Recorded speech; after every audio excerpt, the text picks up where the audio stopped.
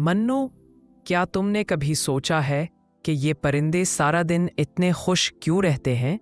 हाँ, शायद इसलिए कि उनके पास गाने के लिए इतना खूबसूरत जंगल है। बिल्कुल, देखो वो नीला परिंदा कितनी खूबसूरती से उड़ रहा है। और वो खरगोश लगता है जैसे स्कूल जा रहा हो, बैग भी पहना है। हाँ, शायद जानवरों का भी स्कूल होता हो। फिर तो हमें भी वहाँ दाखला लेना चाहिए। सबके साथ खेलने को दिल चाहता है।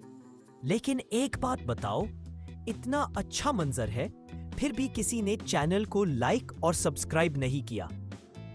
मनु जोर से हंसते हुए हाँ यार, ये तो वाकई नाइंसाफी है। दोनों हंसने लगते हैं